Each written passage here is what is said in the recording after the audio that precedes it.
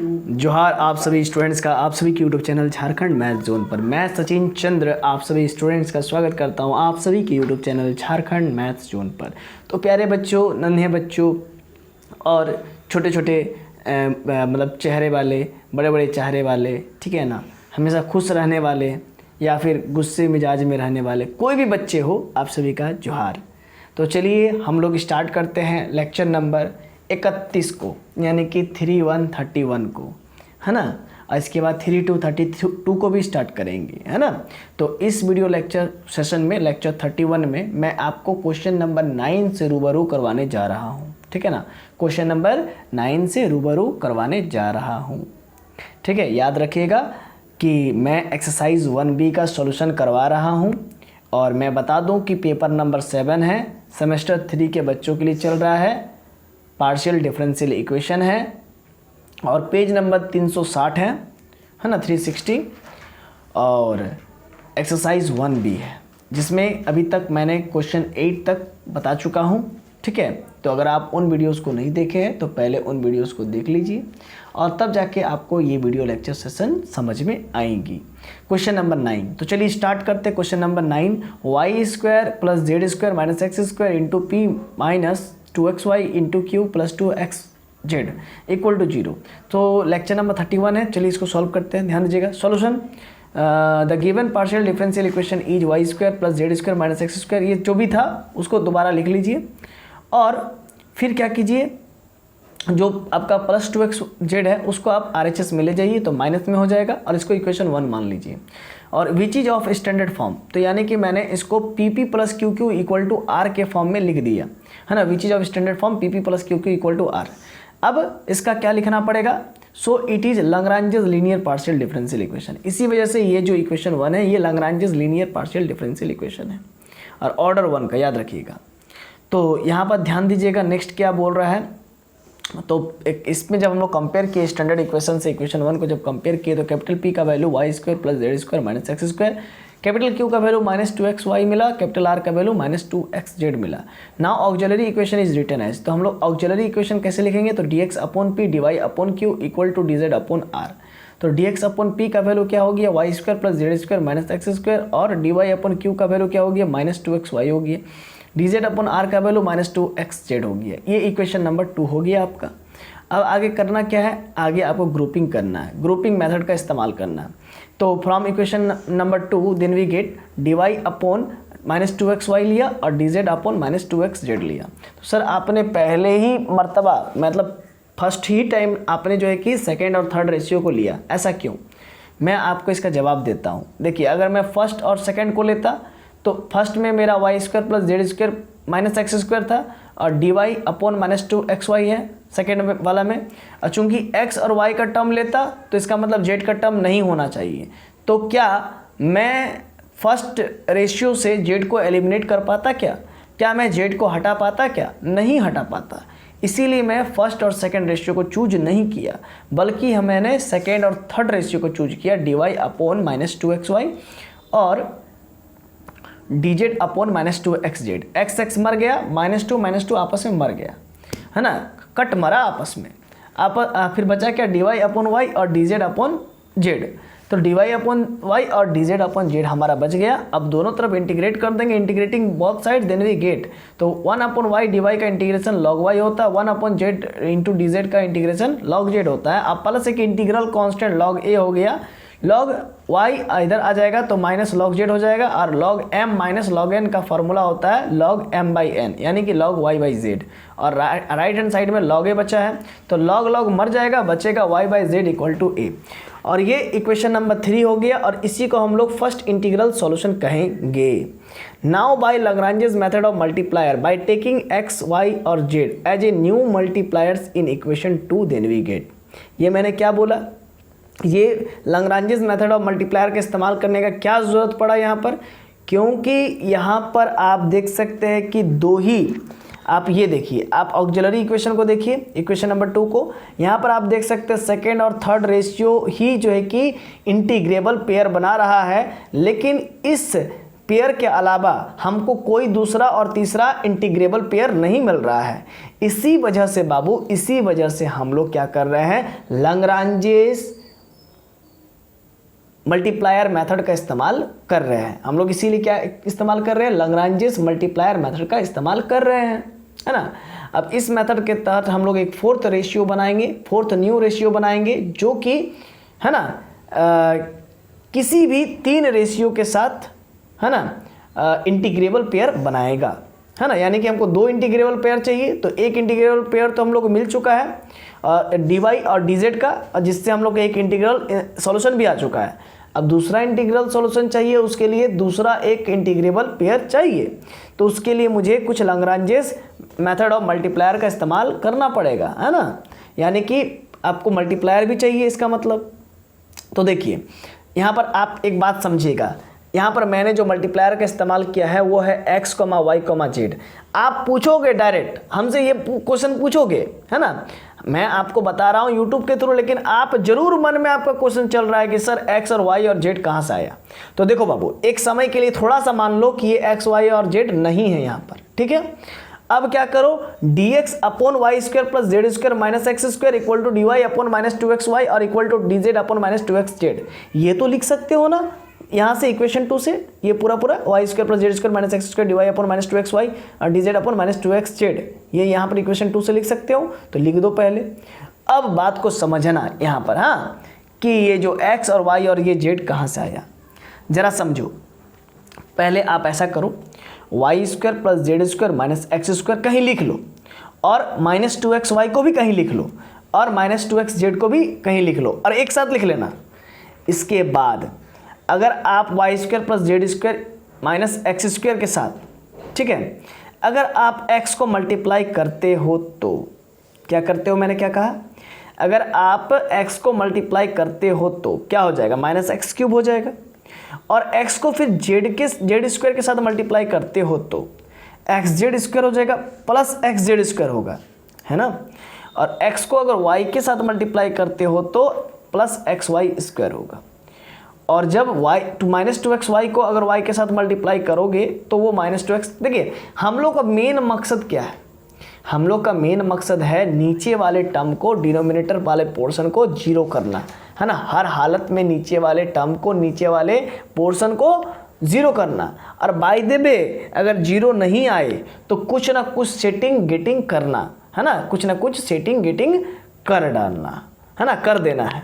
तो चलिए वही सेटिंग गेटिंग कर रहे हैं। तो हमने क्या किया, एक्स वाई और जेड को मल्टीप्लाई कर दिया। आप बोलोगे एक्स वाई और जेड को आपने क्यों मल्टीप्लाई किया, तो देखिए पहले मल्टीप्लाई तो कर लेते, तब तो समझ में आएगा कि हालांकि इस एक्स वाई जेड को क्यों मल्टीप्लाई किए, क्योंकि एक इंटीग्रेबल पेयर से हमको एक इंटीग्रल सॉल्यूशन मिल चुका, लेकिन अब दूसरा इंटीग्रेबल पेयर चाहिए, उससे हम लोग दूसरा इंटीग्रल सॉल्यूशन निकालेंगे। इसी वजह से हम लोग एक्स वाई और जेड को मल्टीप्लाई किया। लेकिन आपका क्वेश्चन यही है कि सर एक्स वाई और जेड हवा से उड़ के आ गया, कि भविष्यवाणी हुई या आकाशवाणी हुई, है ना, या भगवान या देवता कोई आके टपका दिया। आप तो कह सकते, पूछ सकते हैं, क्यों, क्योंकि हर बार एक नया मल्टीप्लायर, हर बार एक नया मल्टीप्लायर, है ना। आपको मन में खटक रहा है ये कैसा मैथ है। तो देखिए हर बार एक नया मल्टीप्लायर है, लेकिन जो मोस्ट ऑफ द केस जो मल्टीप्लायर का इस्तेमाल होता है वो एक्स वाई जेड का इस्तेमाल होता है, या फिर 1 1 1 का इस्तेमाल होता है, या फिर एक्स वाई और -1 का इस्तेमाल होता है। तो आपको अब मैं बता देता हूं, इतना क्वेश्चन बनाने के बाद अब मैं बता देता हूं, जो इन सभी जो मल्टीप्लायर्स का मैं अभी तक इस्तेमाल किया हूं, अभी तक क्वेश्चन नंबर 1 से लेकर के 8 तक, और बनाने में जो जो मल्टीप्लायर्स का मैंने इस्तेमाल किया है, आप उसको एक जगह कॉपी में लिख लो कि हाँ भाई ये सब मल्टीप्लायर्स है, और बारी बारी से उन मल्टीप्लायर्स का क्या कीजिए, ट्रायल बैठाइए, है ना। क्या बैठाइए, ट्रायल बैठाइए। उसको ट्रायल बैठाना पड़ेगा। जैसे जो केमिस्ट्री लेकर के पढ़ते हैं वो लोग भी ट्राई करते हैं, ये केमिकल को इसके साथ मिलाएंगे तो क्या होगा, ये केमिकल को इसके साथ मिलाएंगे तो क्या होगा, समझ रहे ना। तो इस प्रकार से आपको भी करते रहना पड़ेगा। इस मल्टीप्लायर को इसके साथ चिपकाएंगे तो क्या निकलेगा, इस मल्टीप्लायर को इसके साथ चिपकाएंगे तो क्या निकलेगा, ये आपको करना पड़ेगा, ठीक है। तो आप बोलोगे सर एग्जाम में तो इतना तो कोई समय नहीं देता है, इतना तो कोई समझ नहीं देता। तो हम आपको बता देते, एग्जाम में तो गिना चुना हुआ क्वेश्चन आता है तो बच्चा रटिए लेता है ना, इसमें ये मल्टीप्लायर इस्तेमाल होगा, इसमें ये मल्टीप्लायर इस्तेमाल होगा, यही ना होता है जनरली। देखिए जो बात है फैक्ट का बात मैं करता हूँ, बात सही करता हूँ, ठीक है ना। ऐसा नहीं कि मैं बोल दूंगा कि नहीं, बच्चा उस समय तक बहुत इंटेलिजेंट हो जाता है, बेचारा खुद प्रेशर में इतना रहता है ना, 3-3 को पेपर रहता है, खुद प्रेशर में इतना रहता है बेचारा, हाँ, थ्योरी ऑफ रियल फंक्शन संभालेगा कि पार्शियल डिफरेंशियल इक्वेशन संभालेगा, हाँ, कि ग्रुप थ्योरी संभालेगा, वो तो बेचारा मतलब खुद परेशान हो जाता है। तो इसीलिए रटिए लेता है कि एकरा में ई मल्टीप्लायर इस्तेमाल करेंगे, ओकरा में ऊ मल्टीप्लायर इस्तेमाल करेंगे, तो वही बात है ना जनरली। लेकिन रटना नहीं चाहिए, है ना। ये मैं टीचर होकर के मुझे तो बोलना पड़ेगा कि रटना नहीं चाहिए, रटोगे तो भाई छटोगे, समझ के करना चाहिए। तो बच्चा तो कितना समझ कर रखेगा चीज़ को, है ना। तो हालांकि एक्चुअली में जो सिद्धांत है पढ़ने का उसको समझना ही पड़ेगा। आपको कहीं भी एक बात मैं बताता हूँ, ये सर्वसत्य है, आपको समझ, मैथ्स को रटना नहीं चाहिए, मैथ्स को समझ के ही पढ़ना चाहिए। क्या मैंने बोला? मैथ्स को समझ के ही पढ़ना चाहिए। लेकिन जब एग्ज़ाम का प्रेशर हो ना, तो गधा को भी आदमी बाप बोल देता है, ठीक है। तो चलिए वो सब बाद में बात की बात, अभी आपको एग्ज़ाम का प्रेशर नहीं है, आप आराम से इत्मीनान से पढ़िए, ठीक है। और आगे हम क्या बोलेंगे, ठीक है। अब देखिए मल्टीप्लाई किया तो इसके पीछे का रहस्य को चलिए निकालते हैं, उजागर करते हैं इसके पीछे का रहस्य को। चलिए मल्टीप्लाई करने के बाद मुझे क्या हासिल हुआ जरा देखिएगा। ये हमारा X D X plus Y D Y plus Z D Z, और नीचे में X Y square plus X Z square, है ना, और माइनस एक्स क्यूब और माइनस 2x वाई स्क्वायर और माइनस 2x जेड स्क्वायर, ये हो गया, समझ रहे ना, ये पूरा पूरा, ठीक है कि नहीं। अब x D X plus Y D Y plus Z D Z, और माइनस आपका क्या हो गया, यहाँ पर ध्यान दीजिएगा, एक्स वाई स्क्वायर है और माइनस 2x वाई स्क्वायर, तो दो में से एक गया तो बचेगा माइनस एक्स वाई स्क्वायर और जेड स्क्वायर एक्स, और इधर है माइनस 2x जेड स्क्वायर, तो घटाएंगे तो माइनस एक्स जेड स्क्वायर बचेगा और माइनस एक्स का क्यूब बचेगा। अब सब में x है तो x कॉमन ले लीजिए, माइनस एक्स कॉमन ले लीजिए, बचा मेरा Y square plus Z square plus X square, equation number 4, ठीक है। अब यहाँ पर आएगा मजा, अब यहाँ पर क्या आएगा, मजा, ठीक है ना। अब यहाँ पर ट्विस्ट है क्वेश्चन में, अब जो है कि ट्विस्ट आएगा, ठीक है ना, बड़ा मजा आएगा। देखिए यहाँ पर ये तो एक थर्ड, एक फोर्थ एक न्यू रेशियो मिला हम लोग को, और हम लोग क्या करते हैं, dx upon Y square plus Z square minus X square को उठा के ले लेते हैं, ठीक है, क्योंकि इसका बहुत काम आएगा। अब मतलब फर्स्ट रेशियो और फोर्थ रेशियो को ले लेते हैं, तो भाई मेरे फर्स्ट और फोर्थ रेशियो को लेंगे, ये इक्वेशन नंबर 4 हो गया। Applying grouping method in equation 4 then we get, तो देखिए मैंने क्या कहा, मैंने कहा कि फर्स्ट रेशियो को लेना है, क्या कहा, फर्स्ट रेशियो को, ठीक है। लेकिन एक्चुअली में फर्स्ट रेशियो को अगर ले ले तो क्या होगा जरा देखिए, तो यहाँ पर है क्या, Y square plus Z square plus X square है, लेकिन फर्स्ट रेशियो में क्या है, Y square plus Z square minus X square, इसीलिए फर्स्ट रेशियो को नहीं लेना है। तब क्या करेंगे, सेकेंड रेशियो को लेंगे, D Y upon minus 2x Y. ऐसा क्यों सर, क्योंकि देखिए इधर आपका फोर्थ जो रेशियो है उसमें माइनस एक्स है, और यहाँ पर देखिए सेकेंड रेशियो उसमें भी माइनस एक्स है, मतलब माइनस 2x वाई है, यानी कि माइनस एक्स है, तो माइनस एक्स और माइनस एक्स आपस में कट सकता है, इसीलिए उसको ले रहे हैं, हाँ, D Y upon minus 2x Y ले रहे हैं। तो देखिए आप D Y upon minus 2x Y लिया, एक्स से एक्स मर गया, माइनस माइनस कट गया, डी वाई अपॉन वाई बच गया, और ये जो 2 जो मल्टीप्लाई में है, ये जो 2 डिवाइड में, सॉरी 2 जो डिवाइड में है वो मल्टीप्लाई में चल जाएगा, है ना, 2x प्लस 2y और प्लस 2z हो गया। अब जरा गौर से देखिए रे नूनू बच्चा, एक्स स्क्वायर का डिफरेंशिएशन क्या होता है, 2x dx होता है, वाई स्क्वायर का क्या होता है, 2y dy होता है, और जेड स्क्वायर का क्या होता है, 2z dz होता है। डिफरेंशिएशन नहीं बात कर रहा हूँ, डिफरेंशियल्स का बात कर रहा हूँ, हाँ, डिफरेंशियल्स। और डिफरेंशियल्स क्या होता है इसको मैं पहले ही आपको बता चुका हूँ, लेक्चर 1 2 3 4 ऐसे ही कहीं आपको मिल जाएगा, ठीक है। अब यहाँ पर एक बात यहाँ पर समझिएगा, ऊपर में अगर किसी चीज़ का डेरिवेटिव रहे और नीचे में उसका फंक्शन रहे, यानी कि एफ एक्स का डेरिवेटिव ऊपर में एफ डस एक्स रहे, तो उस केस में उसका इंटीग्रेशन क्या होता है, लॉग एफ एक्स, क्या होता है, लॉग एफ एक्स। नीचे में आपका एफ एक्स की जगह पर X square plus Y square plus Z square, उसका ऊपर में डेरिवेटिव है, यानी कि एक्स स्क्वायर का 2x, वाई स्क्वायर का 2y और जेड स्क्वायर का 2z। तो इसका सिंपली ये मतलब निकलता है कि लॉग एफ एक्स होगा, है ना, लॉग एफ एक्स बोले तो X square plus Y square plus Z square होगा, नीचे वाला टर्म 2। तो और ये तो क्लियर हो गया, ये क्लियर हो गया ना। चलिए एक एग्जाम्पल भी मैं यहाँ पर दे रखा हूँ। अगर ऊपर में 2x रहे, नीचे में एक्स स्क्वायर रहे, यानी कि एक्स स्क्वायर का डेरिवेटिव 2x dx ऊपर में रहे, यानी कि एक्स स्क्वायर को आपने टी पुट किया तो differentiation 2x dx equal to dt हो गया, इधर t का dt हो गया, तो ऊपर में dt हो गया 2x dx के बदले, और नीचे में एक्स स्क्वायर की जगह पर t पुट किया, t पुटका दिया, है ना। और फिर 1/t dt का इंटीग्रेशन क्या होता है, log t होता है, t की जगह पर फिर एक्स स्क्वायर पुटका देंगे, है ना। तो ये पूरा पूरा होता है आंसर टू, समझ रहे हैं ना। तो आप देखें कि नीचे वाला फंक्शन टू ऊपर रहता है, log fx के साथ रहता है, log के साथ रहता है, log के आर्गूमेंट में रहता है, यानी कि एक्स स्क्वायर की जगह पर, मतलब कि नीचे में एक्स स्क्वायर ऊपर में उसका डेरिवेटिव रहे तो log fx होता है, यानी कि एक्स स्क्वायर, fx की जगह पर एक्स स्क्वायर, समझ रहे ना। उसी प्रकार से ऊपर वाला भी काम हुआ है। Similarly 1/y into D Y का जो इंटीग्रेशन होगा log y होगा, और ऊपर वाला का क्या होगा, log x square plus Y square plus Z square हो जाएगा, और प्लस एक इंटीग्रल कांस्टेंट log b हो जाएगा। मैं क्या करूंगा, log y minus log x square plus Y square plus Z square लिखूंगा, और log m minus log n का क्या होता है, log m बाई n, यानी कि log y upon X square plus Z square plus Y square होगा, और इक्वल टू log b होगा, log log मर जाएगा आपस में, बचेगा y upon Z square plus X square plus Y square equal to b, equation number 5। और आपको मालूम है पहला एक इंटीग्रल सॉल्यूशन पहले ही हम लोग फाइंड आउट कर चुके हैं, a बराबर समथिंग और b बराबर यहाँ पर समथिंग आ चुका है, ये दूसरा इंटीग्रल सॉल्यूशन है।